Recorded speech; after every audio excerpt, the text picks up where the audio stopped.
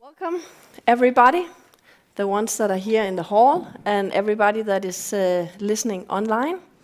My name is Malene Håkansson. I'm a media manager at Amnesty International Denmark, and I'll try to take you through this really, really interesting conference on the situation for Syrian refugees. While a humanitarian and human rights crisis unfolds in Ukraine these days, where Russia is bombing civilians and creating a huge number of people to fly, we must not forget what Russia also did in Syria, helping Assad to win the civil war, bombed civilians and forced millions to flee. That was back in 2011. Today, more than 6 million refugees have fled Syria. More than 5 million are now living under harsh conditions in neighboring countries.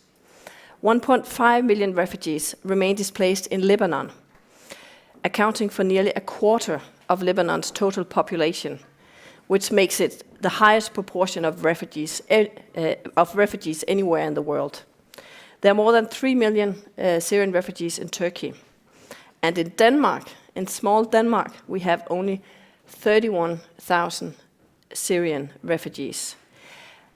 And the focus of this conference is that we want to examine how Denmark's withdrawal of protection affects Syrian refugees in Denmark, but also abroad.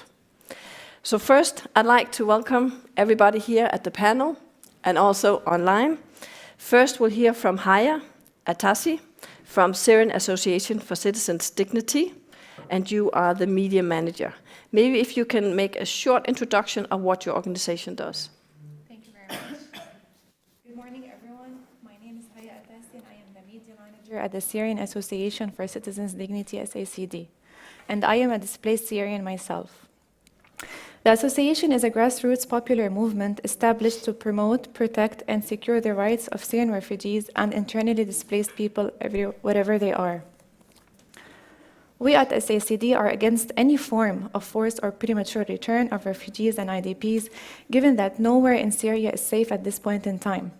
And it has been that way since the early stages of the conflict, especially in areas under the control of the Assad regime. We know this based on the continuous work over the last 3 years on gathering information inside Syria and among the displaced. Information we presented in multiple in-depth reports on security and living conditions in Syria, which included views and perceptions of people living in Syria as well as in displacement. There are no indications on the ground that things are going in the right direction, and this is why the association works on several fronts to prevent policies or change in narrative that would lead to a forced return of displaced Syrians or a normalization of the current situation. Ever since the first indication that the government of Denmark may pass a decision to withdraw protection from Syrian refugees, SACD has worked to engage with Danish authorities and other relevant institutions to prevent what has become a dangerous precedent, which may endanger countless Syrians who sought refuge in third countries from the repression and deadly persecution they faced and are still facing in Syria, especially in regime-controlled areas.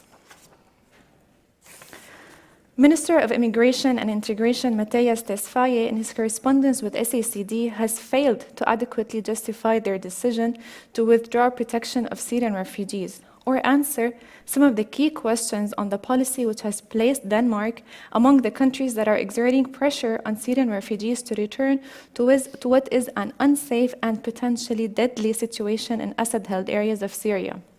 Instead, he directed all responsibility for their policy to the Danish Immigration Service and Refugee Appeals Board. On the other hand, the country of origin reports and the subsequent assessment used by the Refugee Appeals Board clearly failed to document and relay the real threat facing refugees if they were to return. They failed to illustrate the ongoing insecurity and systematic repression endured by individuals in these areas now. The assessment included deep contradictions between the information it contains and the final conclusions it makes. A decrease in military service does not mean an improvement in the security situation for returnees if they are supposed to return into the hands of a repressive regime. Prior to this conference, SACD was in touch with the experts who were interviewed for the Danish Immigration Service report in Damascus, and they all indicated that the decision to remove temporary protection from Syrian refugees from these areas did not at all reflect the information they provided. Most of them will refuse to collaborate with DIS in the future or will do so under strict conditions to prevent the misuse of their interviews. It is well documented that the situation in Damascus and Damascus countryside, as well as the rest of Syria, is absolutely not safe for refugees to return without being exposed to the risk of arbitrary arrest, torture, and inhumane treatment, and any extradition to transfer Syrian refugees to Damascus or any other part of Syria, particularly areas under the Syrian regime, would constitute a breach of Article 3 of the European Convention on Human Rights.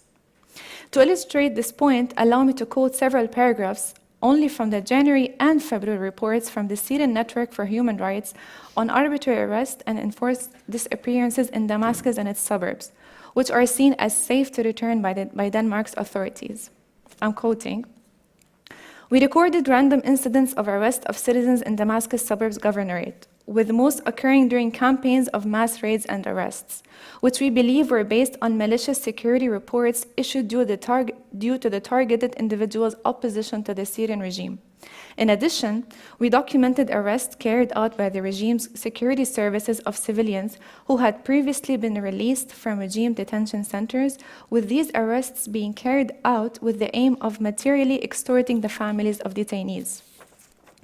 We also documented arrests targeting a number of returning civilians, all refugees and IDPs, after they returned to their original areas, now back under the control of Syrian regime forces. On Tuesday, January 4, 2022, personnel from the Syrian regime's political security force carried out a campaign of raids and arrests in Qadsiya city and Damascus suburbs, and the arrest of 7 civilians was documented. On Thursday, January 13, 2022, personnel from the Syrian regime's military security force carried out a campaign of raids and arrests in Khan al-Shin town west of Damascus suburbs. And there was the documentation of the arrest of 6 civilians who were taken to regime detention centers in Al-Kiswa city. On Friday, January 14, Syrian regime forces personnel carried out a campaign of raids and arrests in the neighborhoods of Al-Shamiyya and Al-Wadi and Al-Hama town west of Damascus suburbs governorate. SNHR documented the arrest of 3 civilians who were taken to one of the regime's detention centers in Damascus city. On Wednesday, February 23, 2022, personnel from the Syrian regime's military security force carried out a campaign of raids and arrests in Qadsiya city in Damascus suburbs governorate, where SNHR documented the arrest of 5 civilians. In February 2022, SNHR documented at least 203 cases of arbitrary arrests, including 13 children and 11 women, at the hands of the parties to the conflict and the controlling forces in Syria. The largest number of arbitrary arrests was carried out by the Syrian regime forces in governorates of Damascus suburbs, Daraa, and Damascus. This is the reality in Damascus and its suburbs today as we speak. The rest of Syria is the same, if not much worse. And this reality has been greatly shaped by an actor whose crimes we are all witnessing these days in Ukraine. There are about 6.6 million Syrian refugees who fled the country, while 6.2 million are displaced within Syria. The scale of displacement has skyrocketed ever since the Russian intervention in Syria in 2015 and its war on the Syrian people. Russia did not only actively participate in killing and displacing Syrians, destroying their cities and depriving them of means of life, but also is currently spending enormous efforts to normalize the Syrian regime and reap the fruits of its intervention in Syria. Since 2018, Russia has been actively lobbying to convince European countries and the EU to adopt 2 main game-changing policies: send Syrian refugees back to Syria without any change in the security situation, and start financing reconstruction in Syria before any legitimate, sustainable, and comprehensive political solution in Syria. While Russia is pressuring the West to send Syrian refugees back to Syria, it failed to create a single safe area in Syria despite having full control over large areas. The reconciliation agreements that were pitched and sponsored by Russia as a model for return have failed catastrophically. In areas like Daraa and Eastern Ghouta and Damascus countryside, such agreements only led to further displacement, lack of security and safety, and serve as a proof to the regime's and Russia's empty promises. The atrocities currently witnessed in Ukraine are only a fraction of what Russia has done in Syria. Imagine asking Ukrainian refugees to go back to an occupied part of Ukraine in the near future. And imagine hosting countries telling them that Ukraine under Russian occupation is safe. This is what Syrians are being asked to do. Russia's interest in claiming that Syria is safe lies in entrenching its military gains into permanent control of the country.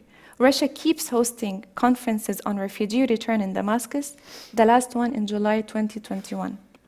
Denmark cannot afford the damage to its image of a democratic country to be the only European state whose policy on return of Syrian refugees in fact aligns with that of Russia. Any policy that pushes Syrian refugees into an unsafe and immature return essentially serves Russia's interests.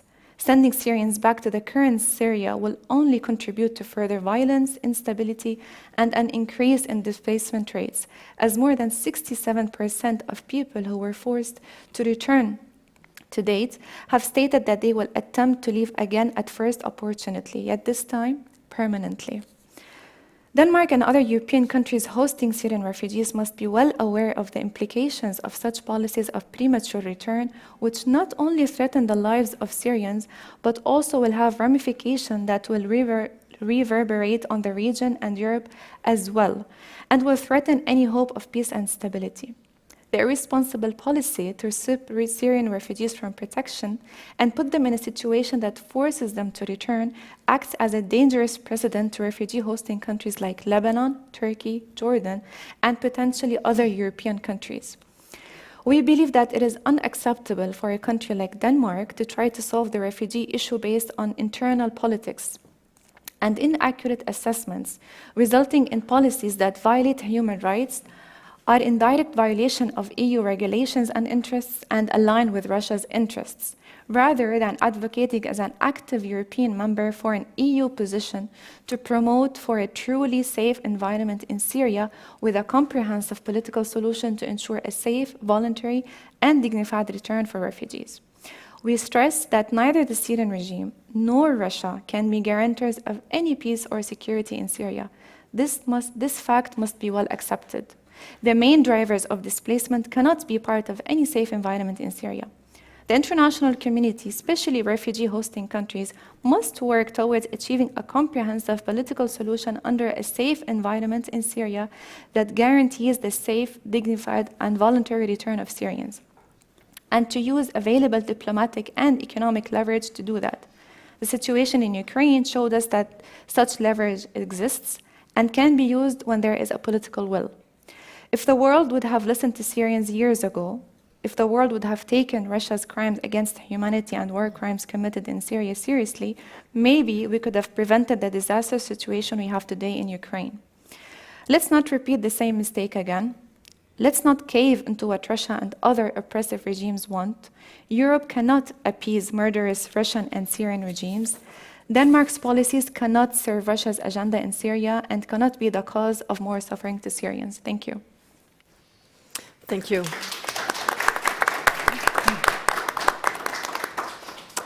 Are there any questions? Clarifying questions or questions on the situation for Syrians who actually have returned to Syria? Are you using your pen? No, Yeah. I can. Do you want it? Yeah. Thank you very much, Haya, for your worrying description. I have a question about international jurisdiction and what are your thoughts on bringing Assad to justice and, of course, also the Russian complicity, as you so elegantly described here? What's your thoughts on how can the international community lift that burden of evidence? Oh, sorry. I'll just repeat. My question concerns the crimes you're describing and the possibility to bring justice to those suffering from them. What are your thoughts on how you're calling for the international community to make a comprehensive solution? If justice is to be part of it, how do you see international jurisdiction playing out here in bringing justice? Well, first and foremost, like I mentioned in my statement, there should be a political will. As long as we are seeing countries which are going towards normalization with the Syrian regime, as long as we are seeing countries which are working towards forcing the Syrian refugees to return, it means there is no political will to actually punish the perpetrators of crimes in Syria. And a main and essential pillar of having a safe environment in Syria is for the international community to have a political will to punish these people and to bring them to justice. We have seen some trials in Germany. I think these are promising trials. The European countries must act, and the international community must act with a political will to bring these perpetrators of crimes to justice. And I think it's possible if there is a political will. Thank you. I just have a short question. Your organization has done a lot of research, a lot of interviews with Syrians in Syria. And you've done a report called Normalization of Horror. Yeah. Can you just see what are the main points in that report? Because when I just looked through it last night, what struck me was that for Syrians who have returned, it's kind of like normal now to be arrested. It's normal that people are spying on you. Can you maybe add a little bit to that? So the report included interviews with Syrians living in Assad-held areas. Some of them are Syrians who never left. Some of them are returnees who left and then were forced to go back. And some of them are Syrians who live in reconciliation areas, which I mentioned in my statement. We did this report because we wanted to explain the reality of the economic and the security and the living conditions of people who live in areas under the Assad regime. I don't recall the numbers. I don't want to make mistakes in stating out percentages. But what was really striking in the report is that the lack of trust in the regime, its inability to provide security, the level of detentions and arrests that are happening, like you just said, it became part of their life. Every single man in Syria is afraid to go out to the streets because there could be a checkpoint which could take him to the army for forced conscription. It's too unsafe to the extent that people are being scared that any of your loved ones could be forcibly detained and then you could be extorted for money. These are means which are being used in Syria. It's not only about being shelled with a barrel bomb. It's not about having military operations. The extent to which there is lack of security and lack of life means in Syria, especially in areas under Assad control and in areas under which have went under reconciliation agreements, is striking. And this is why we wanted to publish such a report to explain that this is the reality of Syria under Assad, and this is what Syria will look like if Assad remains. Because the Assad regime, alongside its allies, Russia and Iran, are the main drivers of displacement in Syria. And unless we resolve the main problem and the main cause of displacement, we cannot have any future peace and stability in the country. I encourage everyone to read the report and to read the key findings. You will be surprised at how bad the situation is in these areas.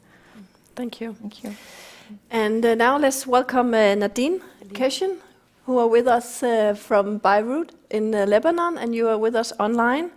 You represent Aleph Lebanon and Refugee Protection Watch. Can you start with a short introduction of the two organizations that you are representing? Of course, thanks, Malene. Yes, so I can hear a bit of an echo, but that's okay. So basically, I'm participating in the conference wearing two hats. First of all, representing my work as a project coordinator on refugee rights and protection in Lebanon with Aleph, a Lebanese human rights organization, and also representing Refugee Protection Watch, of which Aleph is a member. So Refugee Protection Watch combines local Lebanese and Syrian as well as European NGOs that are all looking towards global solutions for protection issues affecting Syrian refugees. Can you hear me well? Yeah, it's very well. Okay, great. So in that light, I would be talking a bit about the shrinking protection space in Lebanon, the situation of refugees in Lebanon, and how this is sometimes not helped by policies in Europe. So we're seeing, if anyone has been following Lebanon's news, we're experiencing several crises, one on top of the other. We have a severe economic collapse, which we are only at the beginning of. So things are expected to continue deteriorating as time goes on. This was exacerbated by the COVID-19 pandemic and the Beirut explosion, of which we are still trying to recover. We're still rebuilding. Meanwhile, we're, as Malin mentioned, we're hosting 1.5 million refugees, the largest number of refugees per capita in the world. So the deteriorating situation is, of course, very much affecting refugees and other vulnerable groups in Lebanon. The rates of school enrollment for refugees has gone way down. So we're looking at potentially a lost generation of youths who will grow up with no job prospects, no future prospects because they are unable to get education. Child labor is up, and there's been increased reports of GBV crimes and employment exploitation. These are protection issues that I always work on as in my position at EDIF. However, I've had to shift some of my focus to looking at irregular migration, which has risen, and forced deportations, because we believe that this is a big risk coming up, especially with the Lebanese elections coming up in May. So the declining situation in Lebanon has, of course, resulted in increased social tensions between refugees and host communities. And we expect that this sort of scapegoating of refugees, blame shifting will only worsen with the upcoming elections. Meanwhile, Lebanon has not ratified the Refugee Convention and has very narrow protection laws for refugees. So looking at that and seeing that legal residency rates is at an all-time low, 16% only of refugees are legally registered in Lebanon. So we can see that this poses a huge risk for potential deportations then. And this is something that, along with some of our colleagues and other organizations, we try to monitor and intervene on in case refugees are detained and potentially being processed for deportation. But this is made more difficult when the protection space is shrinking and where there's more issues that we need to cover in our advocacy. This is also made more difficult when countries that are more stable than Lebanon and have better human rights protections are also kind of violating the right to seek asylum and removing protected status of refugees. So with that, I would like to shift to talk about some of the things we cover more with RPW, Refugee Protection Watch, where we've been focusing a lot on advocating for more burden sharing, responsibility sharing with regards to the Syrian refugee crisis. We're very concerned at RPW with the growing anti-refugee sentiment that we've seen in some European countries and the policies and practices that are denying rights to asylum seekers. Part of our work with European stakeholders is to ask for support in our pressure on the Lebanese government to respect the principle of non-refoulement and to respect the right to seek asylum. This argument is contradicted when Denmark declared Damascus safe for return, when protected status was removed from some refugees, and when we've seen these violent pushbacks of asylum seekers at several European borders.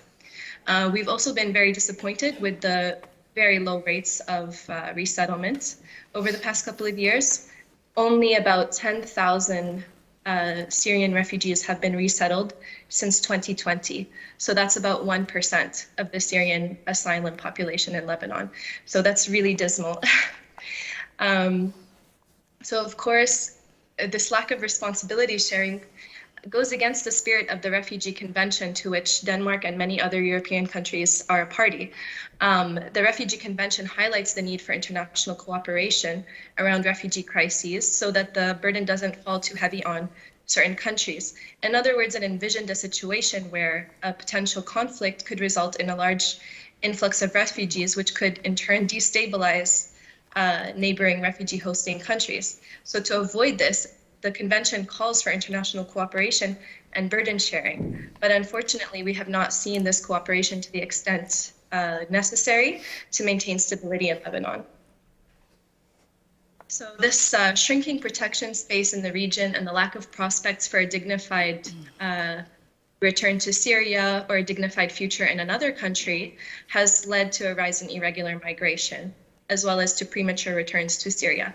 So RPW has done research on returnees to Syria and has found that actually many people who returned ended up re-returning to Lebanon or leaving again to go to another country, because what they found upon returning to Syria was that the situation was not what they expected. And this is largely due to a lack of a monitoring mechanism that's able to monitor returns to Syria and judge whether such returns are actually safe or not, and what is happening to returnees when they go back. So we've been pushing for a return monitoring mechanism so that information can also be transparently shared with refugees in other countries, Syrian refugees that are residing in other countries, so that if they are to return, they actually know what the security situation is, and they know if they or their loved ones are at risk if they return. A refugee monitoring mechanism has been implemented in many countries, such as South Sudan, Afghanistan, Venezuela, and usually this is done by UNHCR, but unfortunately UNHCR is not willing or potentially able to do so in Syria due to the delicate situation. However, that doesn't mean that a monitoring mechanism cannot be put in place. In our Refugee Protection Watch paper on a monitoring mechanism, we've advocated for sort of a coalition, a joint monitoring mechanism, which would include both potentially UN bodies or larger INGOs, along with local CSOs and NGOs that are potentially more able to relay accurate information from within the country. So these are the main points that I wanted to highlight, and I would like to finish just by issuing a broad call to European stakeholders to declare, first of all, that Syria is not safe for return, to support the call for an independent, multi-stakeholder mechanism with a mandate to monitor conditions for a safe, voluntary, and dignified return to Syria, an increased responsibility sharing for the Syrian refugee crisis, which would include increased resettlement rates, creating safe pathways to asylum, and an opportunity for temporary visas and residencies, and most importantly, respecting the right to seek asylum and the principle of non-refoulement. Thank you. Thank you very much, Nadine.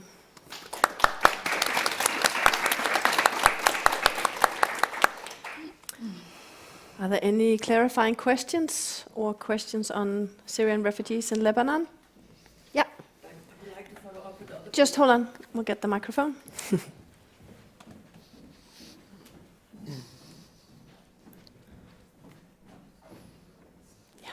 I would like to follow up on those two first interventions. Thank you very much. They were horrible, but thank you for them. And I would like to follow up the questions from before, because international jurisdiction does not help in short time.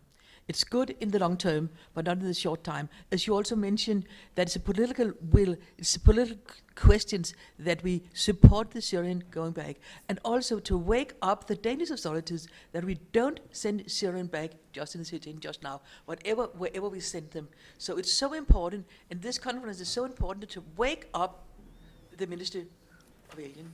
So I do hope that this will be not only discussing international jurisdiction, it's good, but it takes too long time. At that time, too many Syrians died. Mm-hmm. Thank you very much. Thank you. Yes, of course, we want action now also. Yeah.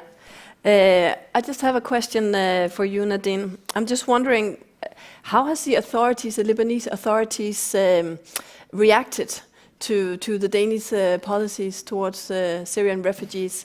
I mean, have they been vocal about it, or have you sensed that now there's more open space to actually force refugees to go back, because now a rich country in Northern Europe says that it's safe in Damascus? I haven't seen them speak specifically to the Danish decision. However, already they had attended the previous conference on Damascus that was previously mentioned, mm-hmm. on returns, and there was already a policy in place. As many people know, we've had many shifting government representatives over the last couple of years with the situation in the country. However, there was already a proposal in 2020, I believe, for a returns policy. This was not eventually taken up in parliament, but we expect that with the upcoming elections and the tensions between refugee and host communities in Lebanon, that this will be a big sort of platform point for many of the factions that are in power. And we expect this issue to be brought back onto the table. So that's why we really are asking our European allies and decision makers to set the example for Lebanon about how refugee rights should be respected, rather than creating contradictions in terms of maybe supporting protection spaces for refugees in Lebanon, but not actually doing the same in their own countries. Thank you. Yeah, and then it's you, Nadia Hartmann from Human Rights Watch. You're a human rights researcher, and you're the author of a report that came out last October on returnees to Syria. Yep. Welcome. Hi, everyone.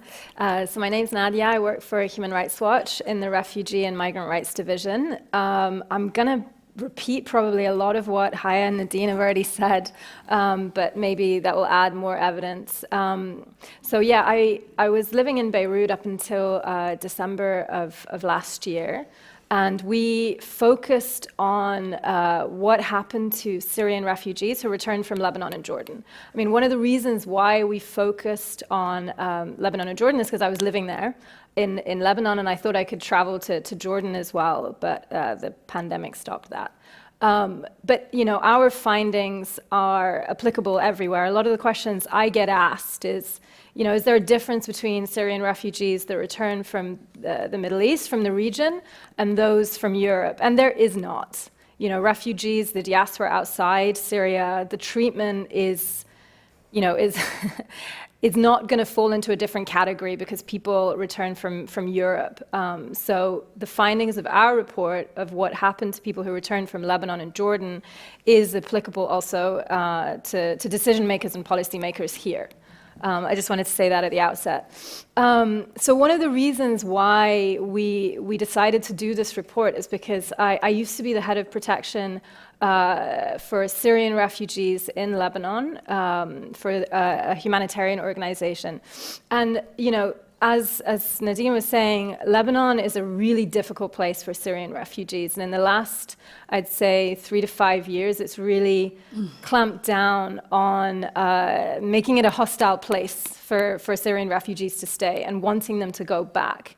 And one of the things that we were constantly advocating with diplomats and with others was, you know, you can't do this because it's refoulement. It's against the international obligation to send people back to a place where they will face harm. But what we couldn't do is draw on specific examples of what happened to people, right? It's really, really difficult to get that information, to track what happens to people when they return.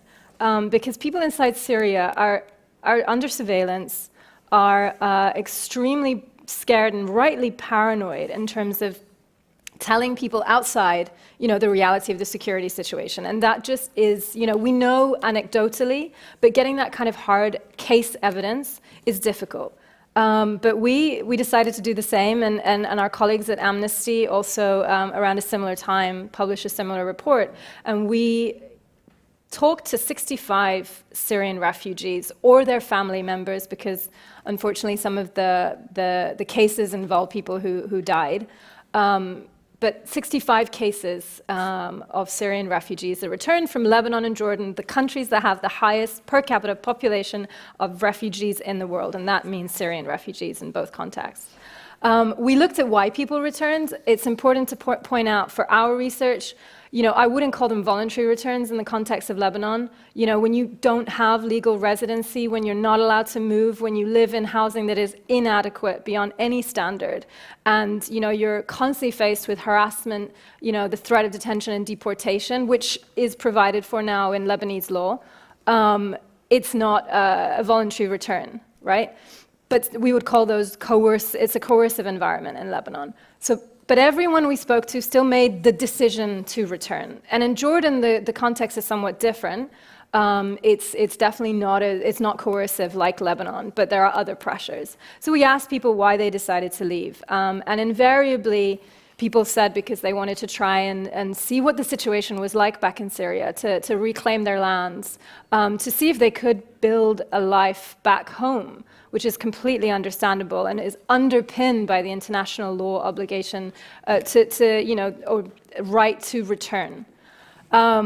People said they couldn't access medical care in Lebanon and Jordan. It's provided for, but not for chronic conditions. Not if you have cancer, not if you need long-term care. That's not going to be subsidized by UNHCR or the state of Lebanon and Jordan. And ultimately, people didn't have the information. Like, this might seem shocking because you think, there are networks where your family and friends will tell you what the reality is like. But repeatedly, people told me after, and this is one of our main findings, that the misinformation is a big factor that, pushed them to return, in the sense they didn't have the information they needed to really make an accurate, informed decision about going back. And that's because you don't have monitoring mechanisms, because it is impossible. Denmark does not monitor what happens to people who do take the money and decide to return after they've lost temporary protection. Okay, so that's the context. But another thing, just to quickly also cover, you get humanitarian organizations doing things called intention surveys. I don't know if any of you have heard of this. It's basically interviewing refugees about what they want to do. Right? And they do them on like a quarterly basis. UNHCR produces intention surveys, which is humanitarian spiel for like, what do people want to do? Do they intend to go back? And repeatedly over the last decade, and it's still the case, Syrian refugees continuously say they don't want to go back because of the safety and security environment in Syria. And that is most important. What do Syrian refugees want themselves? They do not want to go back. Okay, so that's just the context. So I'm going to throw some numbers now. So just briefly, the findings of our research. Out of 65 interviews with Syrian refugees and/or their family members, we found the following human rights violations in case of persecution: 21 cases of arbitrary arrest and detention, 13 cases of torture, 3 kidnappings, 5 extrajudicial killings, 17 cases of enforced disappearance, and 1 case of alleged sexual violence. Enforced disappearance, and again, it's just an international law term to mean that, the person disappeared and no one would tell them where that individual is. No, like, it's the state completely denies. It's the most heinous of crimes because you just simply have no idea, and no one will tell you, either verify or deny or confirm that your loved one is in detention. And the people I spoke to in these cases, it's just, they're just desperate because they have no information. So one thing, before I go maybe into a few case studies of like the stories themselves, everyone I spoke to did their due diligence. Because they made this decision to go back, this is so annoying, they were aware that they had to check their names on security lists. They had to enter into reconciliation agreements. And I should also say, everyone I spoke to went back to government-controlled areas or reconciled areas, as Haya pointed out. So they did the things that they were meant to do. They checked their names. It's a huge process. It's a process you generally have to go through. You cannot go back without getting your name security cleared. And most of them, who did this, got security clearances. No one I spoke to didn't. Everyone was approved to go back. I spoke to one man, a 34-year-old man from Homs. Who was living in the Bekaa Valley, which is an area where about a third of the refugee population lives in Lebanon. And he and his family made the decision to go back because they were quite wealthy and they had, land in Syria. And they did security clearances for their whole family. And they came back cleared. They were told, you're safe to go back. On the second day that him and his family returned to Homs, he was picked up by the political intelligence agency, was brutally tortured by that agency in detention, and then handed around, which is another pattern and practice of what happens in detention in Syria. Handed over to another intelligence agency to go through the same kind of brutal human rights abuses, I mean, torture, just, awful humiliation, until his mother could basically bribe her son's release. And what he kept on saying to me when I met him and interviewed him is, he thought he was safe. He'd gotten the security clearance, and still this happened to him. He was forced to sign documents in detention that he, was not given the time to read, understand. The only thing that he saw was the name of a neighbor who had denounced him. And this is the point, the randomness of the targeting, this indiscriminate way of deciding that someone is perceived to be affiliated with the opposition is just widespread. You cannot, people ask me continuously, what is a profile of someone that could be targeted on return? There is no profile. There simply is not no profile. This happens to men, women, and kids, unfortunately. I spoke to an 84-year-old man who was hung from a ceiling in detention. The case speaks for itself. Just horrifying. Why was he detained? He doesn't know.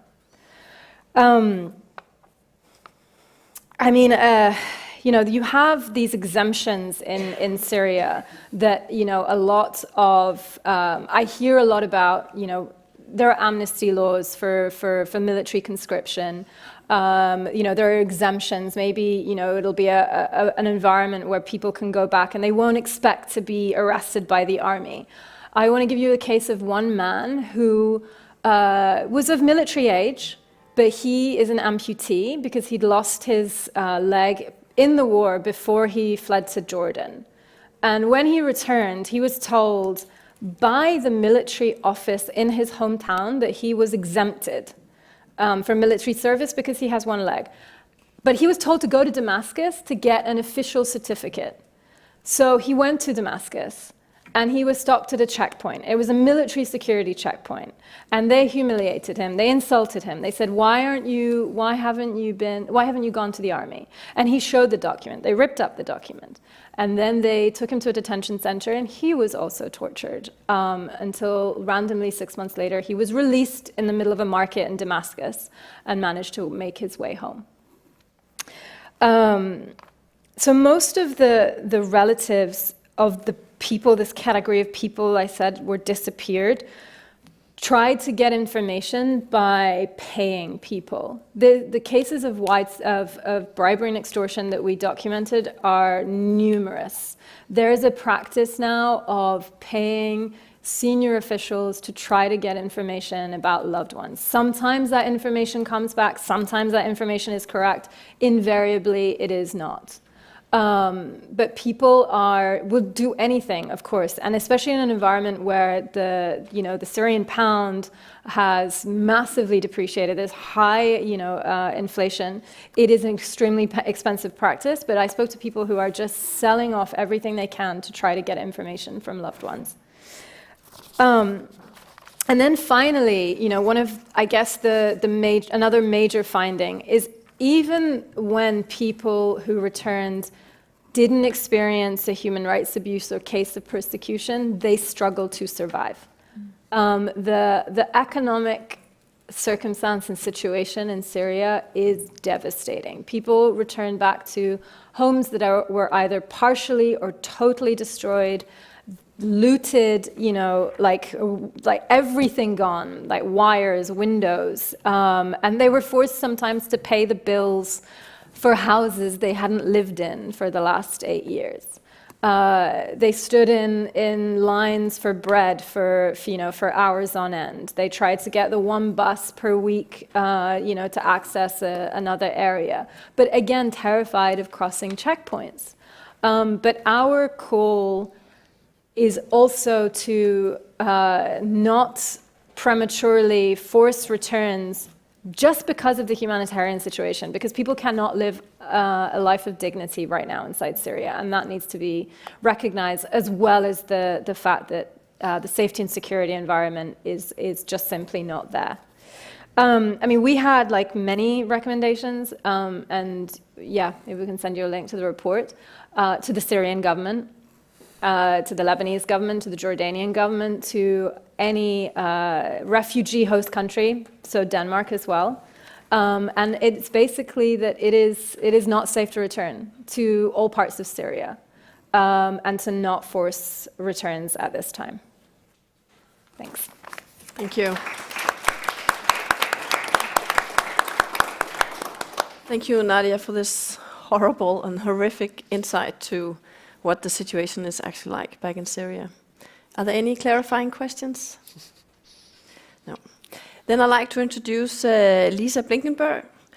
She's Senior Advisor for Amnesty International in Denmark and has been working a lot lately on Syrian refugees, especially since Amnesty International also published a milestone report about Syrian refugees returning back to Syria. And Lisa has mainly focused also on how to persuade or how to stop the withdrawal of protection statuses of Syrian refugees here in Denmark. Please. Thank you. Yes, I would like to present our report, You're Going to Your Death, about violations in Syria. It's from September 2021, and our research period was 1 year from July 2020 till June 2021. We did interviews with 41 individuals covering 66 cases, and within that there were 13 children, 15 women, and 38 men. The returned refugees came from Lebanon, 39 cases, but also from the Rukban informal settlements, which is between Syria and Jordan. And then we also had seen some returnees from France, Turkey, Jordan, Germany, and the United Arab Emirates. We also talked with human rights researchers, humanitarian workers, and experts on Syria and refugee rights. So these cases of Syrian refugees were Syrian refugees who returned to Syria between the middle of 2017 and spring 2021, and these were all subjected to gross human rights violations. 1/3 of the violations, they took place in Damascus and the region, and these are areas that the Danish government is considering to be safe. And all these violations were committed by the Syrian government and the security forces. So what are the human rights violations? I mean, we have heard a lot about them, and unfortunately, it's more or less the same. I mean, we saw 59 cases of arbitrary detention. So Syrian who were arrested without any arrest warrant or based on any legality, and some of them were detained up to 15 months without any access to a lawyer or judge. The Syrian regime dehumanized these people and calling them by numbers and not their names. And these were either interrogated about their relatives, or they were detained because they had fled abroad. And this was sufficient to raise suspicions, or as you told Nadia, also to get some bribes. We documented 33 cases of torture and ill treatment. Even some of them died in prison, and Amnesty International has documented severe torture and ill treatment in the Syrian prisons for years. There was a very comprehensive report from 2016 from Satnaya prison. We also documented 27 cases of enforced disappearances, and the destination of 17 Syrians is still unknown. Among them are 4 children from France at the age of, I think, 2 years old and 16 years old. We also saw 14 cases of sexual violence and rape, which was used as a tool of torture and to humiliate and punish and control these people. So why did they return? As you said, there is a gross kind of misinformation about the situation in Syria, and these people did not think they were not involved in any opposition groups or related activities. And they thought it would be okay to return to Syria, and we even saw some women and girls returning firstly to see how the situation was. But many are also targeted because they sought asylum abroad, and they are considered terrorists by the Syrian government and the security forces. And I will quote here some quotes from the security officer at a border crossing saying, "Why did you leave Syria? Because you don't like Bashar al-Assad and you don't like Syria. You are a terrorist. Syria is not a hotel that you can leave and return to when you want." And another one, "You escaped when the country needed its people." We also documented these 14 cases of rape and sexual harassment. Even a 13-year-old boy and a 5-year-old girl were raped. And we have the story of a girl, a woman who we are calling Yasmin. She was raped by the security member the day she returned from Lebanon. And the official said, "This is to welcome you to your country. If you get out of Syria again, we will welcome you even better. We want to humiliate you and your son. You will not forget humiliation in all your life." And Jasmine, was raped in front of her children. So what are our main points on Syria? And I've left some reports over there you can read afterwards. And that is the arbitrary and, like you said, the indiscriminate attack on Syrians, and that no one can be safe in Syria, and that women and girls are as much at risk as men, and that many of the returnees are considered as terrorists. So no part of Syria is safe, and all that could flee again away from Syria, they actually did it. And like you also said, there's no monitoring system, there's no UN agency, the International Committee of the Red Cross or NGOs, they are not there. So based on our analysis of the situation on the ground, Amnesty points out that any forced return to Syria would be a violation of the international obligation of non-refoulement.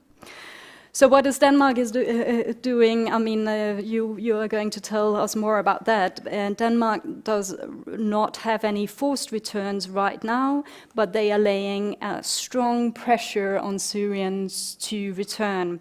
And we have seen letters from the Minister of Refugees and Immigration, Mattias Tesfaye, saying that it would be best for all parties if rejected Syrians return to their home country.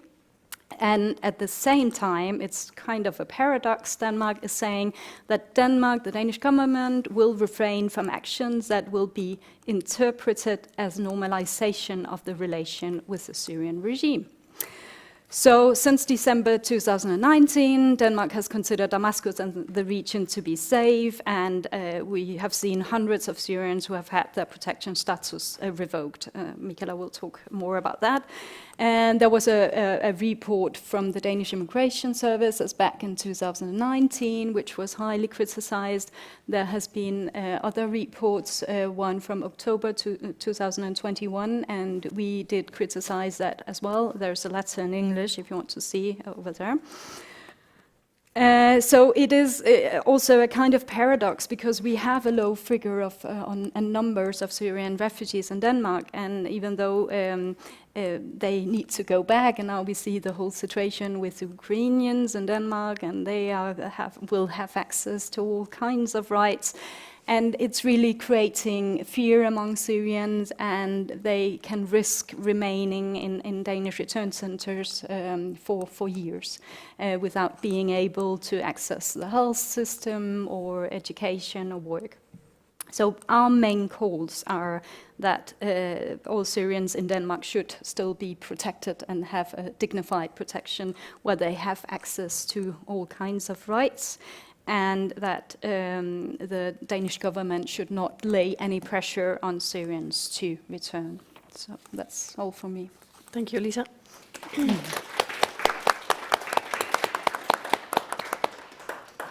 Are there any questions? Yeah, Martin, the microphone.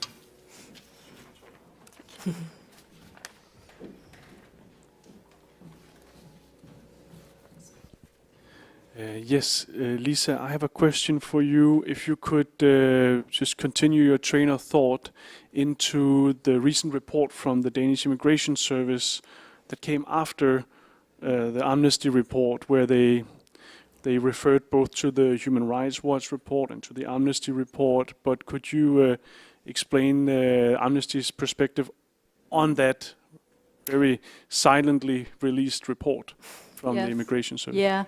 Yeah. I mean, one of the points was that if the Syrians had been cleared, if they were cleared at security checkpoints or anything before coming to Syria, that would be okay. And if they were on a warrant list, they could just talk with the Syrian officials and government, and then they were like erased from that list.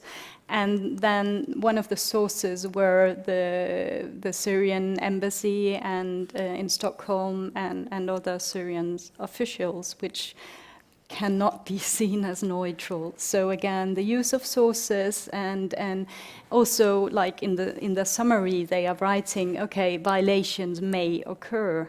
And even though they are referring to our reports, a report from Human Rights Watch and Amnesty International, I mean, the points are it's not covered satisfying, and it is like a desk research as well. So they have taken all bits and parts from written sources and have not been talking with Syrians.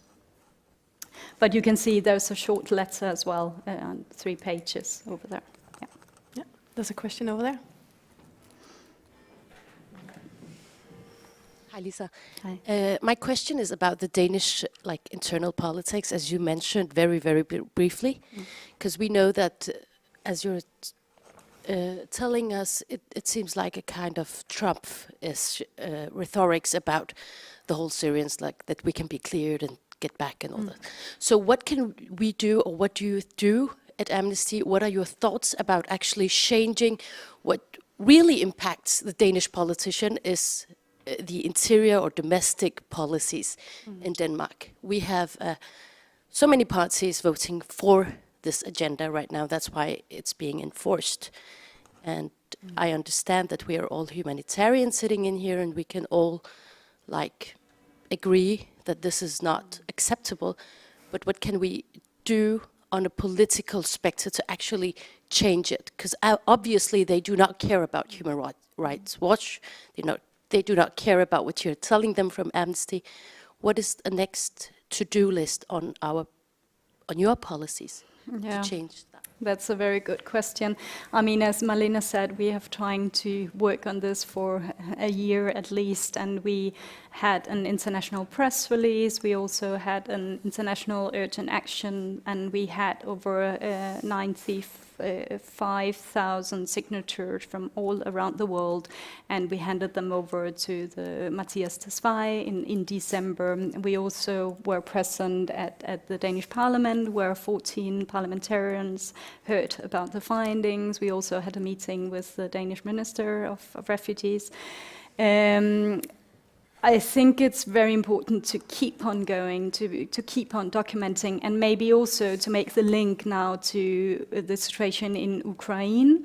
So saying that, as you said as well, that Putin, he was also behind the bombings in Syria for sure, and to make that link between what is going on now in Ukraine and what has been going on for years in Syria. So and also to continue saying that we should not discriminate these refugees among us. I mean, all people that need protection should have the right protection. And I've not myself found the solution, and we are discussing. It's an ongoing discussion how to do and what to do, and can we look at the legislation? So yeah, and we want to also hear all your opinions and also collaborate, because I think it's really important to collaborate among ourselves on the NGO side to be stronger.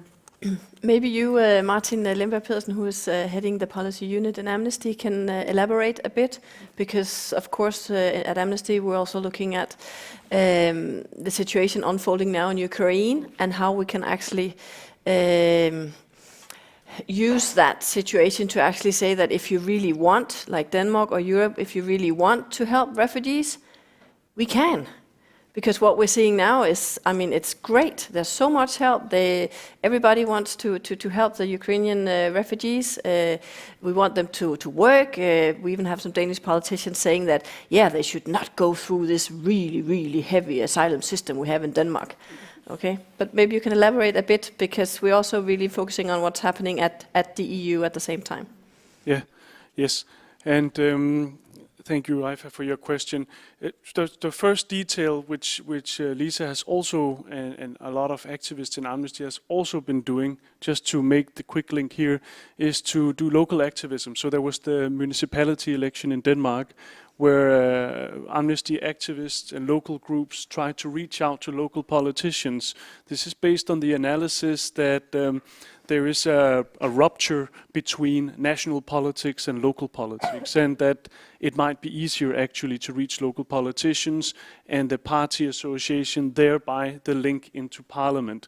But that is a longer stretch, and it also depends on the analysis you're making of the outcome of the election. As it turned out, Social Democrats actually lost a lot of votes in this election, so it's an ongoing conversation on what politicians to reach out to in order to maximize impact. Then what Marlene is saying about the current displacement crisis in Ukraine, it is really a double complex situation, because at the one hand, we're hearing politicians who for years have berated or ridiculed the idea of offering protection and working together at a European level to offer protection to displaced persons. We're hearing them now speaking within 5-6 days about protection. So the EU has activated its temporary protection directive. This is something Amnesty has called for years in a range of other displacement crises, including the Syrian one. Now it happened within a week. And this means there is a kind of a conversation about let's make some sort of pragmatic reception of people displaced from Ukraine. Now Amnesty is criticizing severely that the definition of those displaced from Ukraine seems to apply mostly to Ukrainian citizens and not the 850,000 internally displaced persons from other countries in Ukraine. At the same time, in Denmark, we are acutely aware, and most other countries, that there are people displaced in the Danish center system for years, including Syrians, who are now shuffled around, and where Ukrainians seem to be, through a special legislation, sort of short-circuiting into a safer, a better, with more rights protection status. So the balancing act here, as we see it currently, but we're so open for input from all interested stakeholders, is that there is a pressure and a need and a political and popular demand for protection spaces, talking about it in more pragmatic terms than jewelry legislation, which has been taken off, but only for Ukrainians, or centers in Africa, which was wiped off the table immediately. At the same time, there's also a very grave and unfolding growing risk of discrimination. So I think this can maybe link into covering how the Danish center system actually works if we want to offer protection. Thank you. And then our last speaker is Michaela Klante Bendiksen. She's founder and director of Refugees Welcome, which is a humanitarian organization based on volunteer work. They're doing massive work for refugees and refugees' rights here in Denmark, and she knows everything about figures and numbers and this horrible asylum system that we have in Denmark. So the floor is yours, and the question that you just raised is also something that you will talk about. Yeah. Thank you. And we're very proud to co-organize this event with the SACD. And we're grateful to have these very busy experts with us in Copenhagen. My topic today is the Danish angle. Why is Denmark the only country to revoke Syrian refugees' permits? And what is in fact happening with the Syrian cases here? Experts and journalists have proved how the reports from Danish Immigration Service about the security situation in Syria are biased and how the sources do not agree with the conclusions. This is not the first time that Danish Immigration Service is accused of manipulating reports. It happened in 2014 with the country report on Eritrea, which was so flawed and misleading that it was in practice dismissed. 3 journalists won the highest Danish award for unraveling the truth about that report. Again, something similar happened with the report on Somalia from 2017, and it led to hundreds of Somali refugees losing their permits in Denmark, but sadly enough with much less public attention than the Syrians. Danish Immigration Service is not an independent, neutral body.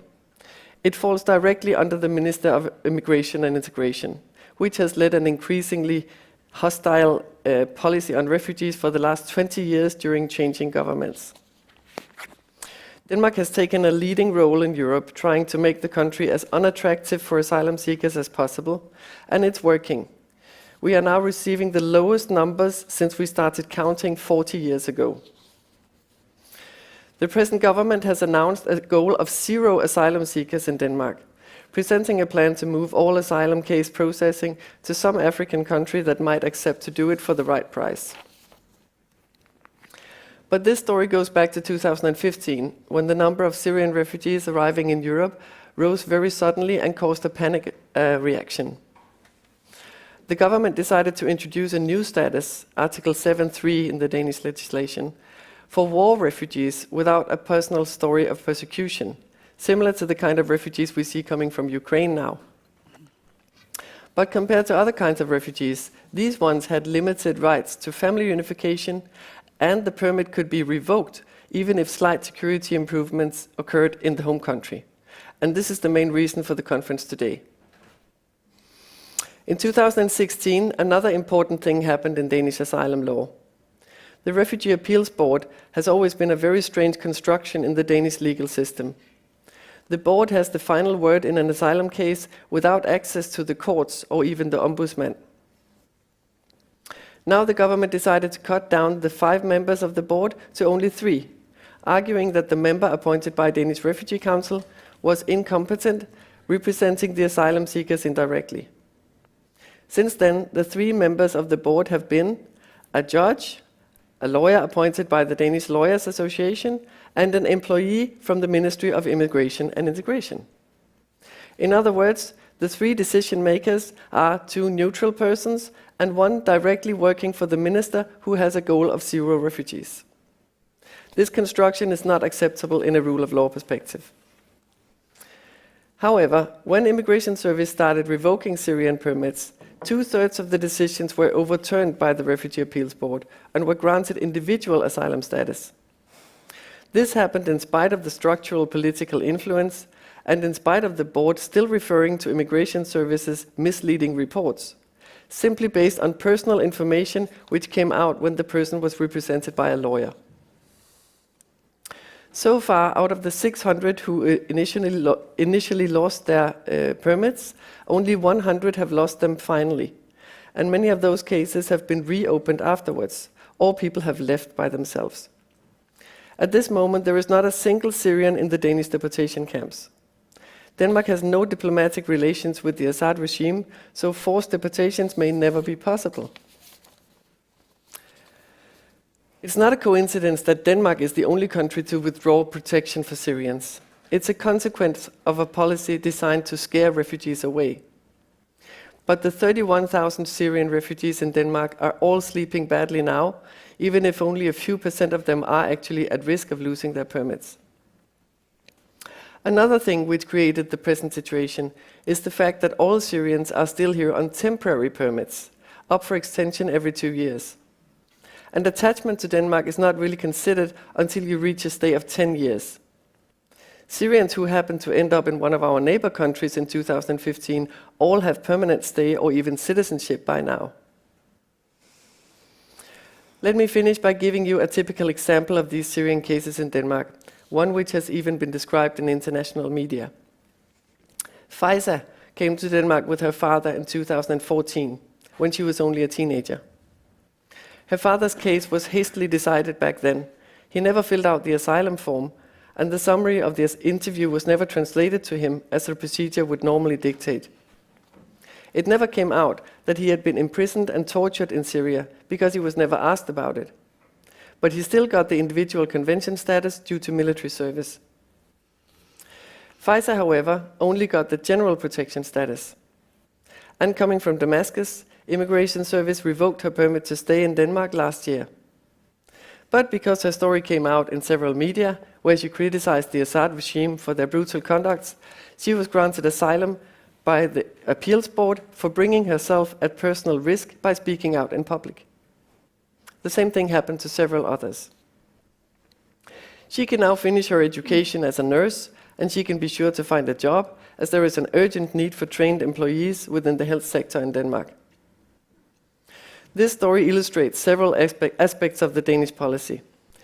Decisions based on inaccurate information, splitting up families who have been through hell together, dragging people through long, stressful procedures for nothing, and even throwing away the resources of refugees who have already become part of our society.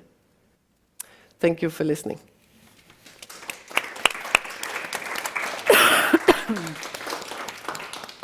Thank you. Are there any clarifying questions or questions about the situation for refugees here in Denmark? Also, if some of you from the panel, if you have questions. Yeah.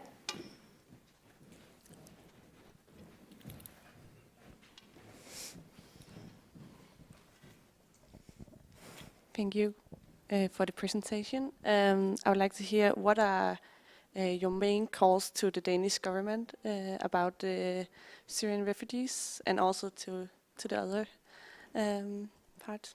Yeah. Like the main call? Yeah. Yeah, to the Danish government? Yes. Yeah. Yeah, if you start. Well, I think it's obvious that, of course, the reports which these revokings are based on are faulty, and they should not have been. The conclusions in the reports are wrong mainly. So nobody should ever have had their residence permit revoked in the first place. And now the practice of the appeals board also shows that people actually have individual reasons on top, if you look deeply into the cases. So I think it's obvious that and also after these other very, very thorough reports came out, there is no argument for revoking a permit from Syria, from anybody from Syria at the moment, and probably not for a very long time. And I think the present situation of Ukrainians show that even the rules that we had before that are used against the Syrians now to revoke them, they were not even strong enough to protect the Ukrainians, because if they applied, that's my judgment, if they applied during the normal asylum procedure today, they would be rejected. They would end up in the deportation camps, all of them. So the protection system in Denmark is simply too weak. It's always been too weak. We need to have a broader definition of protection. We need to protect people also for humanitarian reasons, not only because they are in individual danger for something they have done personally.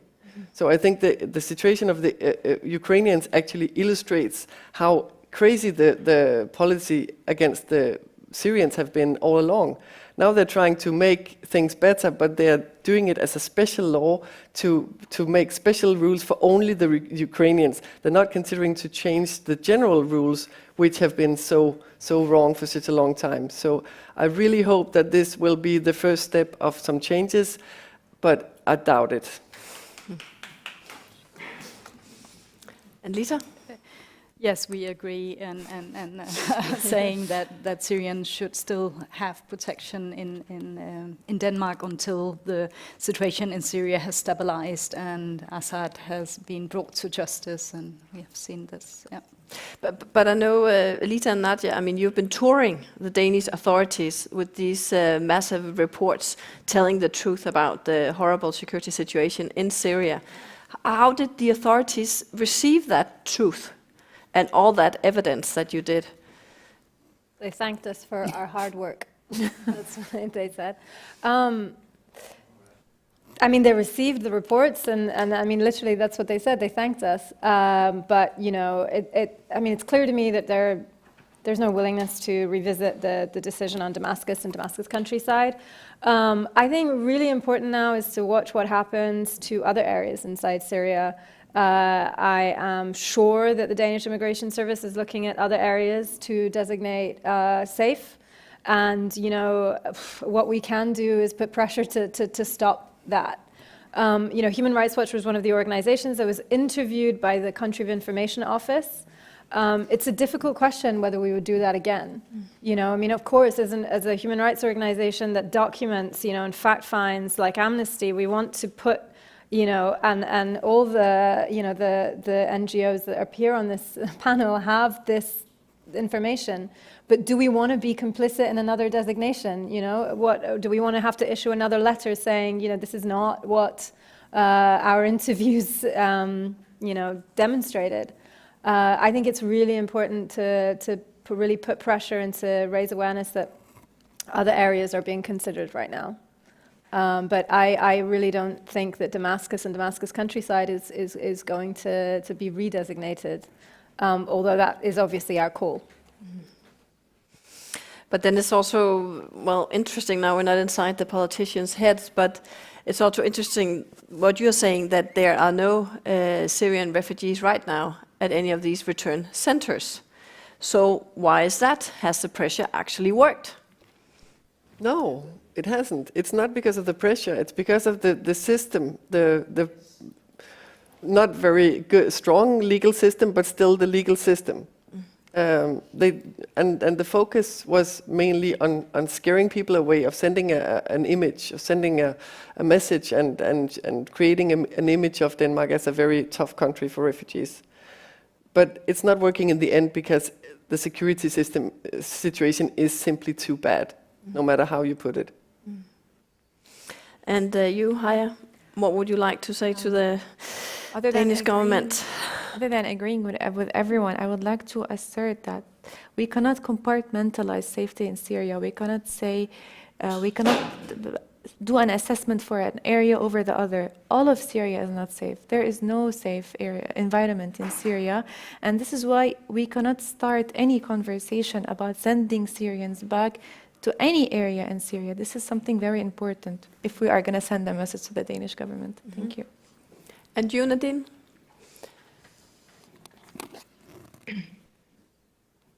Yes, I totally agree with everything my colleagues on the panel have stated. In terms of you know, revoking protected status, I mean, the thing is, where there's a will, there's a way. Like what we've been seeing at Aleph is we're doing some research on the rise in irregular migration. And what's shocking is that even new migration routes are being thought of, new methods of migrating irregularly. Most recently, we saw with the cases at the Belarus-Poland border. But there are more pathways coming up, because if there is a need to flee, people will find a way and they will put themselves at risk in hopes for a better future. So, you know, why create a humanitarian crisis? Why put people's lives at risk at borders? Why not just cooperate internationally and address the situation as it really is on the ground, and find durable solutions for this whole crisis? Thank you. Can I make an addition? Yeah, sure. Yeah, I wanted to say that the association issued a report, We Are Syria, where we interviewed 1,100 Syrian refugees and IDPs, and we asked them about their conditions for return, and what do they want to see for return, and what does a safe Syria mean to them. And it's very important when we are talking about Syrians going back is to actually talk to them and to ask them, what do you want to see in Syria? What must happen in Syria for you guys to feel safe to go back? So including the displaced Syrians in these conversations is something extremely important. Thank you. Yeah, there was a question here, and there's a question there and there. Yeah. Okay, you have the mic. So, I'm not going to ask the question. These are questions from Facebook. I just thought people are following this event. please. Sorry? Okay, sorry. It's a bit weird to address the camera. I need to address the question. So sorry. So basically, first of all, allow me to thank you very much, all the people who are involved in this. I work with Haya for the Syrian Association for Citizens' Dignity, and this is a huge thing to know that we are not alone. I think this is very important in terms of solidarity, because I think that therein also may lie an answer to what do we do, especially in the new circumstances around Ukraine. Just simply strengthening the solidarity and working together, I think, may be a strong factor in what we are able to do. But let me ask you questions that people are asking.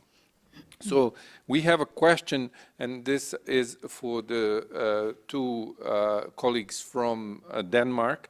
Could you discuss the process a refugee has to go through from the stage of a residence permit being revoked until the final decision of the Refugee Appeals Board? Just to put the human cost of this policy into people's minds. What does it look like in terms of people's lives being separated, destroyed, etc.? Also, we have a question. And maybe they should answer that first, because. Okay. So please. There are more. Yeah, that's a good question, really. What happens is the first step, you get a letter from Immigration Service in your digital mailbox saying that we are considering to revoke your permits. That makes people extremely nervous, obviously. And then they get a date for interview long time in the future, like way ahead of them. So they have a long time to stay at home and be nervous, but nothing really happens. Then they go to interview with the Immigration Service, like when they arrived here in the same place, the same situation. And these interviews are more like interrogations. I've been present at many of them, and it is like going to a police interrogation, even if they try to make it in a nice way, but the questions are very, very suspicious and very hostile and very detailed. And then they have to answer about their own situation, about their personal motive for asylum, and why they would fear to go back, about family members, political activities, etc. And then Immigration Service takes a decision, usually a few weeks or maybe months after, deciding whether to revoke the permit or to keep it or change it into another status. And many of these cases have actually been changed already in that instance. So they put people into these second interview rounds, but they changed the status to something stronger or something better. So you could say there was no real need for that, but they were treating like almost 2,000 cases in this way, where most of them actually never lost their permit. And then, if you lose it, you are appointed a lawyer for free by the Danish state, who will represent you to the Refugee Appeals Board. That takes also a long time, because there's a waiting time, obviously, for the Refugee Appeals Board. And then in that waiting time, you have meetings with your lawyer, who can try to present your case in the best way and try to find more documentation about your personal issues. And that's where a lot of these personal angles actually appear for the first time, because many people have not really gotten the chance to explain everything, or not being asked the relevant questions during the interviews. So some of these personal, very important angles appears for the first time during the interview with the lawyer. And then the lawyer can present that for the Refugee Appeals Board, and they will, in many cases, actually 2/3 of the cases, agree that there is a personal motive. This person is actually in danger, and not just running away from the war in general.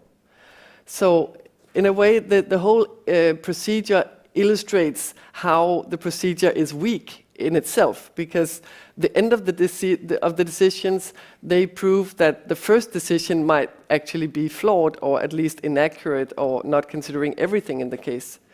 And if they end up having that final decision by the Refugee Appeals Board, they lose their rights to stay in Denmark, and they have to stay in one of the deportation camps. They lose the right to work, to study, to get any kind of benefits. They just have 3 meals a day. It's like an open prison, literally. But then again, many of these cases are getting reopened by the stubborn lawyers. We have one of them here today. So even that is not the last step in many of these cases. They get actually reopened, and things happen when people present themselves in the media or participate in different things. So in the end, very, very few people end up losing their permits finally. Of course, some will do at some point, but then they usually go to other countries and ask for asylum or family unification or whatever, or they just disappear. Some of them, we don't really know what happened to them.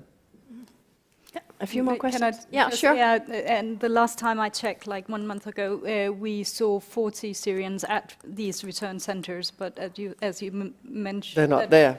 They're not there, maybe, No. but that was a figure we received. But then, as you said, many of them have fled to other European countries, and yeah.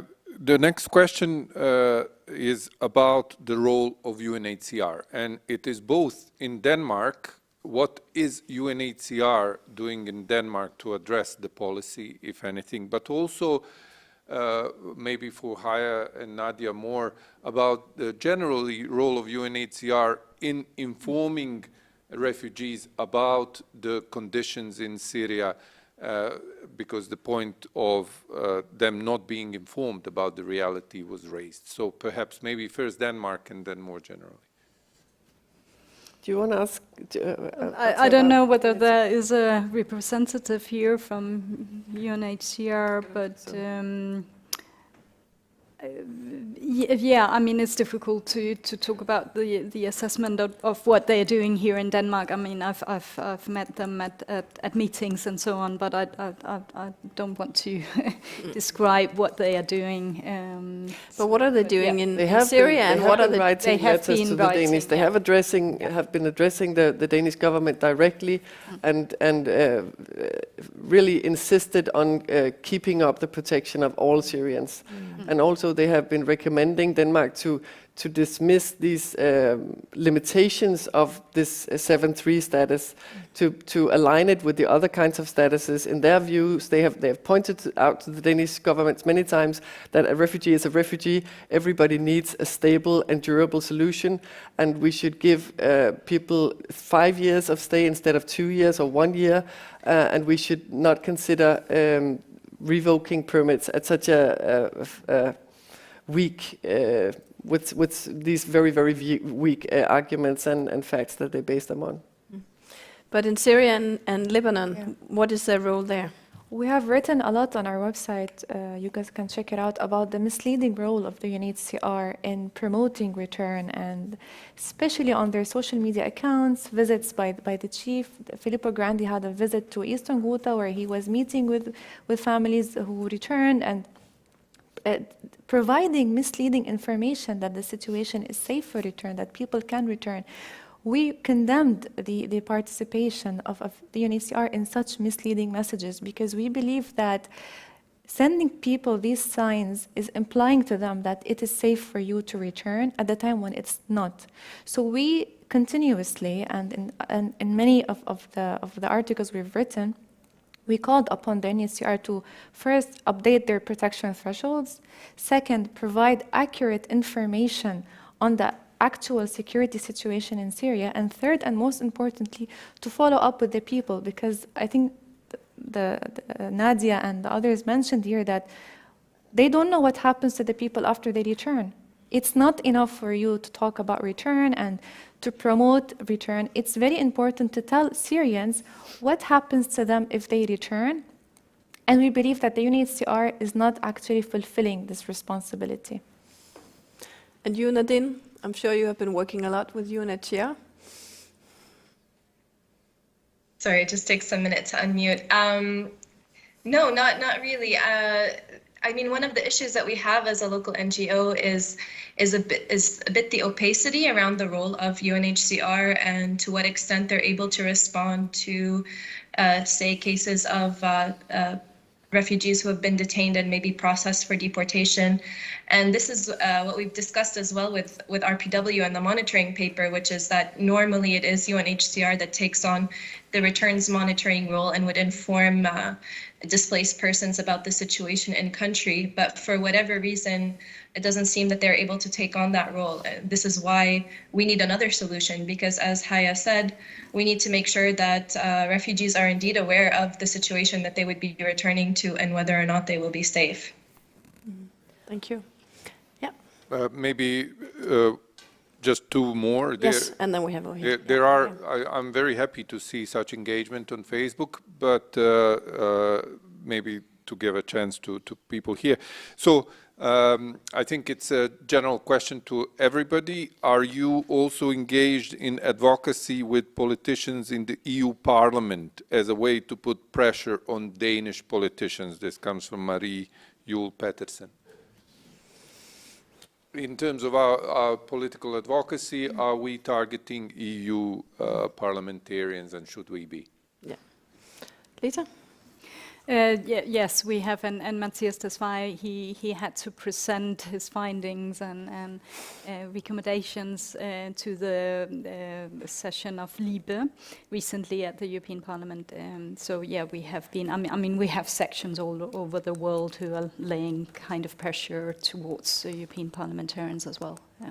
But there was a big cooperation among Danish NGOs about this meeting where the Danish minister was going to explain himself in the parliament. And there was a big cooperation here among NGOs to actually brief the different politicians that would actually attend that meeting. And actually there were quite a lot of politicians from other countries that were very vocal about, you know, what is going on in Denmark. Do you have something to add? Yes, all the Danish larger NGOs have been collaborating a lot on this issue for a long time. And we have been trying to address the EU and also the UN bodies, all the different committees with their periodic review, etc. This topic has been mentioned every time that we are very, very worried about the Danish policy on revoking residence permits, and also lowering the threshold of when you can revoke a permit in general. Yeah. And the Danish Refugee Council has done a lot as well there. Yeah, one of the main NGOs organizing that event also, with a lot of input. What about Human Rights Watch? Have you been working on? Yes, I mean, we briefed EU member states. We did some briefings together with Amnesty as well on that. I mean, I think there was an EU parliamentary resolution, I can't remember exactly when last year, that stated the position that Syria is not safe. That remains the position. Most EU member states, apart from Sweden, holds that position. Sweden also has a similar designation for Damascus, but it doesn't revoke residency permits like Denmark does. I just want to also add a point on UNHCR. It's really, I mean, it's important as a foundation to know that UNHCR does not consider Syria safe right now. It is sending mixed messages with because it has programs inside Syria looking at integration and voluntary returns and people that want to go back. You know, that's another issue. But generally, as the agency mandated to protect refugees around the world, it still is not facilitating returns, and we need to hold UNHCR, you know, up to that standard. And if it changes, that would be, you know, a really worrying position. But as of right now, and there is no indication that it will change, it is not promoting and facilitating returns. But yes, it doesn't have access to monitor returns inside Syria. Let's just take two questions here, and then we can have one more question from Facebook. Maybe just give it there, then. Yeah. Yeah, but it's okay. Okay, the mic is close. Give it to this gentleman. Thank you. I have two slightly legal questions that I hope the panel will respond to. The first, maybe most to Nadia and Lisa. I mean, your reports seem to suggest that in many, many cases there is a real risk of refoulement in return cases.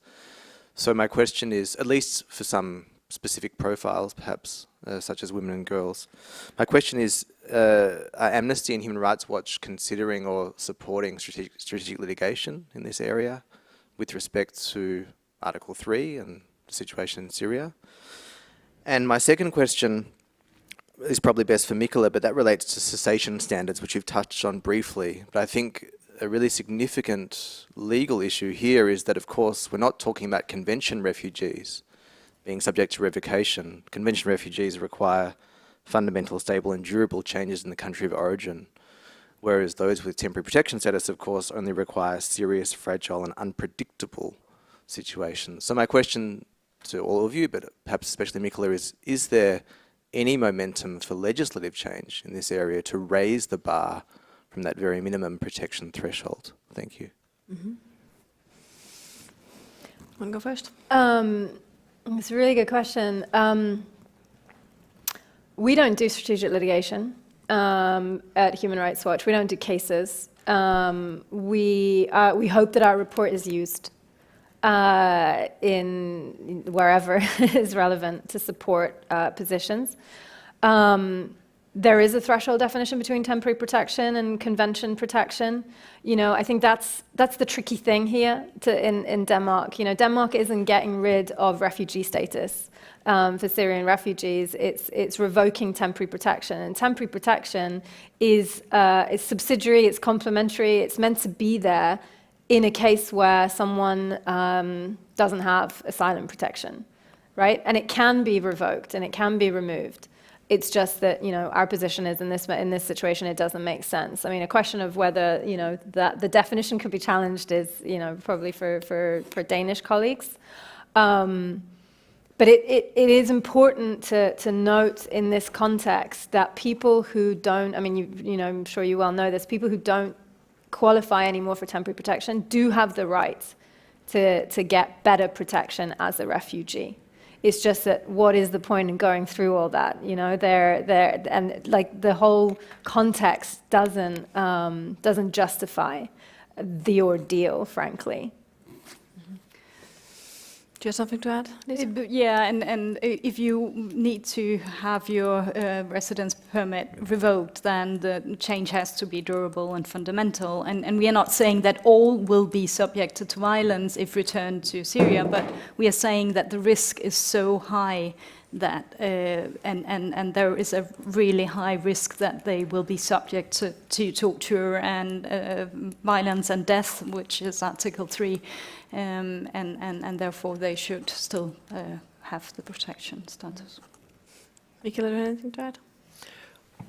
I think the situation of Syria is quite complex because the vast majority of refugees who came from Syria to Denmark, they got convention status. Denmark was very good at that, actually, giving a lot of people convention status without discussion. It was only a small part. It was only 4,500 out of the 31,000 who got this weak and temporary protection status. And that was at a point when the bombs were falling, but things seemed like they would be changing. There was a hope that Assad would be taken over and that there would be some kind of government installed or some kind of peace negotiations and somebody to negotiate with about returnees. But then Putin came in and made things even worse. So you can say these 4,000 people in Denmark who got this weak protection, they got it because of the acute violent situation that would attack anybody. And because of the chaos was so massive and there was nowhere to hide and nowhere to survive, basically, in Syria. And then slowly, during these cases, when they processed them individually, with the thought of revoking them because the bombs stopped to fall, basically.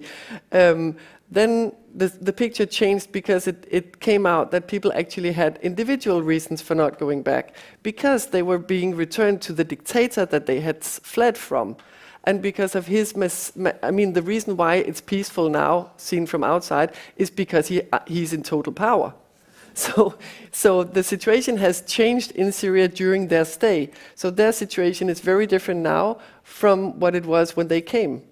And that's what these very changing and very weird decisions illustrate, I think. And now there's also a humanitarian situation, as Haya described, and the basic needs of people are not accessible. And I think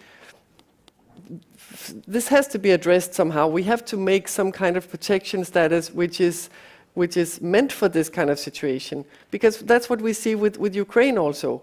People have no individual reason for running away from Ukraine now. Very, very few have. They just run away from the bombings and from the humanitarian catastrophe. And that should also lead to protection, of course. But the legislation doesn't really. Not until it rises a very, very high level, which is totally unacceptable for everybody. So I think we have to expand the definition of something like 7.3, which is actually a necessary thing to have, I think, to have some kind of status for war refugees, people who don't have an individual motive, but are just running away from the general situation. But the level for that has to be lower so that it includes more people.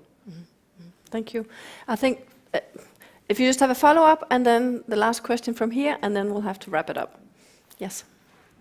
Sorry, Yuda. Just a very, very quick follow-up question. Of course, I understand Human Rights Watch and Amnesty do not bring cases, but do not intervene in specific cases as third-party interveners or amicus curiae. Unfortunately, not. I mean, we do, but our division generally doesn't. The Refugee and Migrant Rights Division. I mean, it would. I mean, yes, we've done amicus curiae in particular cases, but not. Yeah, we haven't in these contexts, no. And you have been very patient. I agree with all of it said, so important. It's only to follow up.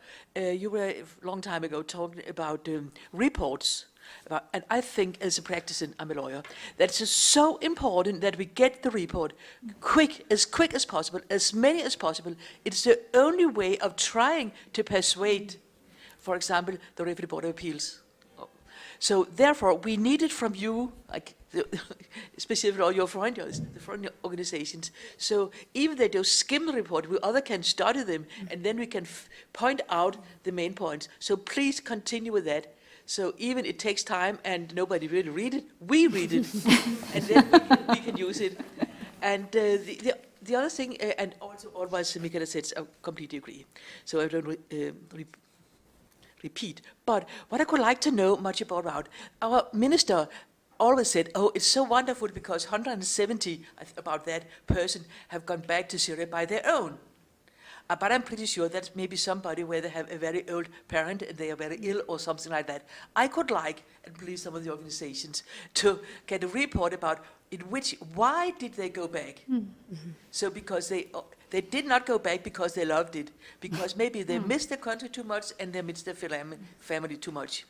And the second thing about intervention, the Danish Refugee Council, they intervene in cases, and that's very good. So as much as people can intervene, it's very important. Even they don't like it, the authorities don't like them to intervene, but I think it's important. Thank you. Thank you. Can I just make a brief sure. comment? So why are people going back? I mean, in the report we are describing that all the people, Syrians who could flee away from Syria did it again. But those who remained in Syria, whether due to parents who were ill Yeah, and our report goes into the reasons why. And actually, just on interventions, we do it's really difficult for Human Rights Watch to decide to intervene in a case. Like, we have so many cases we could. If someone is known to us and we know the case, then we might intervene. And if we can provide a letter of support or something like that in an asylum case, we do. But we have our thresholds of when. But I haven't been involved in any open amicus curiae on this. Thank you. Very short and very short. Yeah. You first. Yeah. Didn't man like? Just a very quick clarification to yes, strategic mitigation. We haven't yet, but Amnesty has a history of assisting. So we would definitely want to lift that and aid in such interventions if possible, but we haven't done it yet. And there are some sections who do it a lot. I mean, there's a Swedish section does a lot of litigation. Yeah. I just, if I may, from our work, to address a point that has not been addressed, which I think needs to be introduced in the public sphere in Denmark, probably as a matter of urgency. And like the colleague, the lawyer said, we are working on reports, and one of the reports we are working on is the scenario in which, let's keep in mind that there are more than 13 million displaced Syrians, almost now 7 million refugees, but also internally displaced, mostly in the north, some 4 million around Idlib. If people are forced, we are working on a scenario where only a quarter, only 3 million out of that. And trust me, this is not implausible. We have a very toxic debate in Turkey right now that is facing elections next year, which hosts more than 4 million Syrians, where the opposition basically is running on the premise that if it gets into power, it will return all Syrians. Lebanon, we could hear from Nadine that the Lebanese government also had a proposal floated about return. Jordan is playing with some sort of safe zones concept, which is unfortunately getting some traction with some politicians. So the point being that if we return even only 3 million by force, the studies that we have done is that more than 70% of those who have returned are looking for ways to go to flee again, this time permanently, as a life or death matter. So what we will see is another huge wave of displacement. So this is the debate that I think needs to be had in Denmark in terms of the solutions that may appear as, let me use a very wrong term, sexy in the short term, are catastrophic in the long term, because they are feeding public debates in Turkey. They are feeding discussions around Syrian refugees as, look, Denmark is doing it. Yes, they have a smaller number and it's a smaller, but they're doing it. It's a European democratic country. So why should we not be doing it?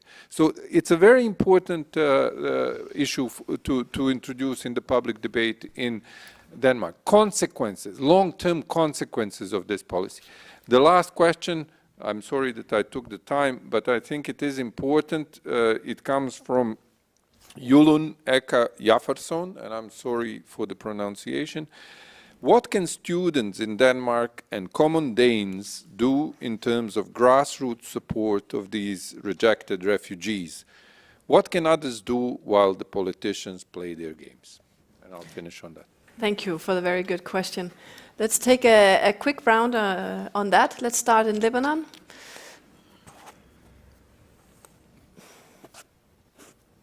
Nadine, if we start. It's a bit difficult to comment on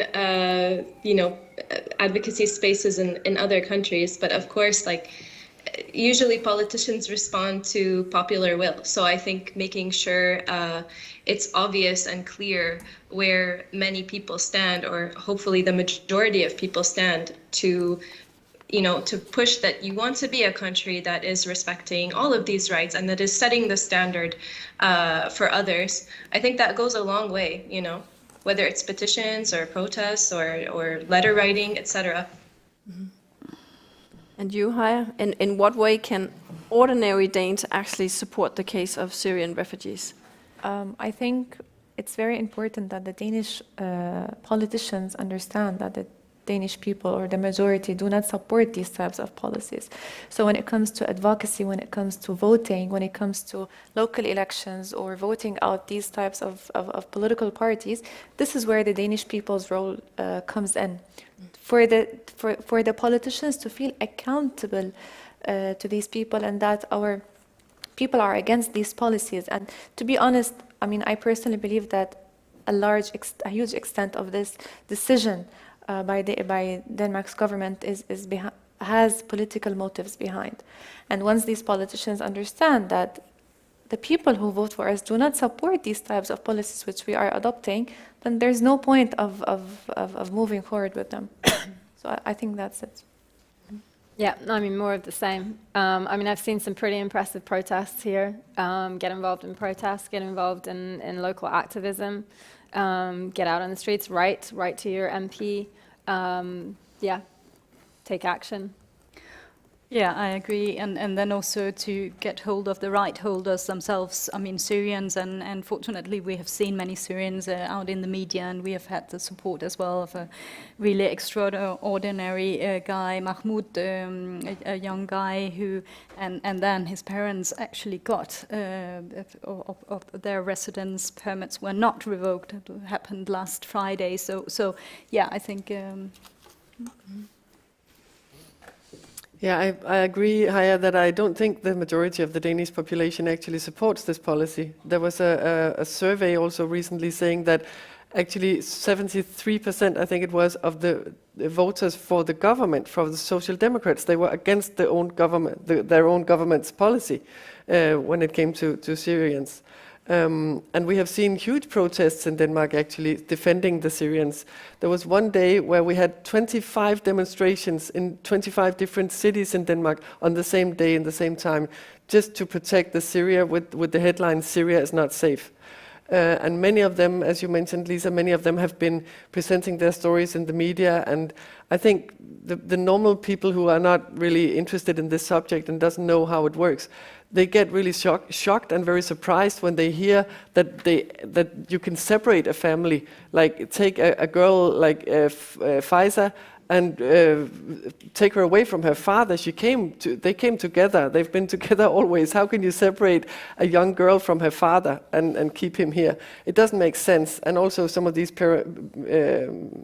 stories where the opposite was true, where young people who are studying and working, they suddenly have to see their old parents go to deportation camps or even being sent back one day. It doesn't make sense to anybody, and not even to the most nationalist and defensive among the Danish people. They don't, when they see how these laws affect people in real life, they don't agree with it. So I think what we have to do as organizations and also the media, I think the only way is to illustrate that when it comes to refugees, it's not numbers, it's not a gray mass of people who are threatening us and changing our culture and exploiting the country. It's individuals with the same needs and the same personal stories that we have, and they're not here to make our lives worse. They're just fleeing for their lives, and they're trying to adapt and trying to be part of our society. They are not the enemy. They're just normal people. I think this is the challenge somehow to take out the faces of this huge gray mass that everybody's fearing, to present that they are not a gray mass. They are individuals. They are normal persons. They are real girls and boys and children and old people and whatever. And they don't come here to destroy Denmark. They want to be part of us, actually, if they are allowed to. And I think maybe the Ukrainian situation can show people something about that, even if I'm extremely shocked and so sad to see this way, how discriminating it is. Like suddenly we welcome this group just because they come from not so far away and they look a little bit more like us. It's nauseating to see, actually. For me, who has been fighting for people from like coming just a little bit longer away from, and see the hostile policy they've been met with. But I think some of these people who have not been working with refugees and don't realize how hard the policy is, they are now standing up for the Ukrainians. And some of the people who write to us, they're already shocked. Like, is she supposed to live in Sandholm in the reception camp? Why can't she just stay with me?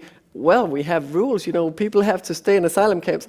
So maybe some people will open their eyes to realize how the system actually is when they face it now.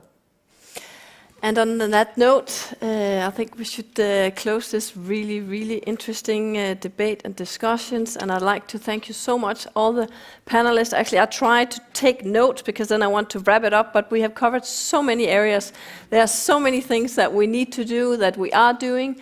But I think that the discussions here and also your presentations shows that the solidarity and the sharing of information is what we have to continue working on. So we'll make the politicians listen. Activism is really needed because it's also the public that can actually change these laws, and of course work with the people that it is all about, the Syrian refugees, because they are really, really strong, and they have also here in Denmark been very, very, very vocal, which is also one of the reasons why some of them can actually stay, because they've been so vocal, very, very brave and very, very inspiring. So thank you everybody, and thank you very much to Refugee Welcome and the Syrian Association for Citizens' Dignity for arranging this really, really cool event. Thank you. Thank you.